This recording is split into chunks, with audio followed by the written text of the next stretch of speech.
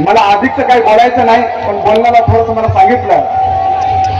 ज्यांना हैदराबाद गॅजेटची जी भाषा करतात लोक, जेव्हा भारत इंग्रजात आणि निजामात होता तेव्हा हैदराबाद गॅजेटचा विषय चालणार नाही. इथं मैसूरचं गॅजेट या देशात होतं, इथं बरोड्याचं गॅजेट या देशात होतं, इथं मध्य भारताचं गॅजेट होतं, इथं मद्रास गॅजेट होतं.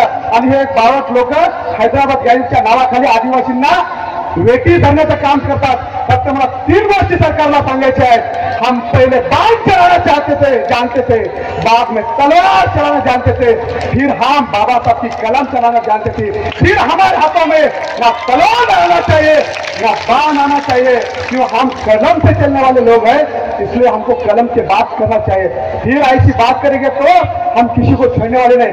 मला एक गोष्ट सांगायची आहे. या ठिकाणी आपण सर्वजण या मोर्चामध्ये एकच मागणी, एकच विषय घेऊन आलात की आदिवासीमध्ये जो कोणी घुसखोरी करत आहे त्या घुसखोरीचं नेतृत्व या भागाचे लोकप्रिय आमदार भीमराव केराम साहेब हे एकमताने करतील. त्याच्यासोबत संपूर्ण लोकांनी कुठलाही विचार न करता पुढील जे शेवटची लढाई ती शेवटच्या लढाईपर्यंत आपण राहिले पाहिजे, एवढं तुम्हाला एक सांगतो.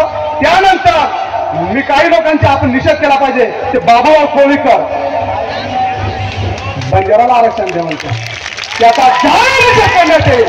तो बांगलाच जाता तोय म्हणतो यांना आरक्षण द्या, त्याचाही जाहीर निषेध. आणि राष्ट्रवादी काँग्रेस पक्षाचे 2 खासदार एक बदन सोनाने काल पत्र दिला. त्याच्यानंतर मी ज्या पक्षात काम करतो निलेश लंके त्या दोघांचाही जाहीर निषेध. ज्या माणसाने आदिवासीच्या विरोधात पत्र दिल्याच्या सगळ्या लोकांचा जाहीर निषेध करतो. आणि याच्यानंतर ज्यांनी असे पत्र देण्याचं काम करत असेल फक्त आशीर्वाद ठेवा.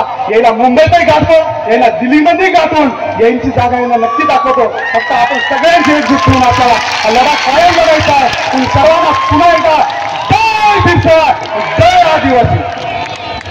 तुम्ही पाहत आहात महाराष्ट्राच्या कुशीतलं GK न्यूज मराठी. साथ जनतेची, भूमी महाराष्ट्राची.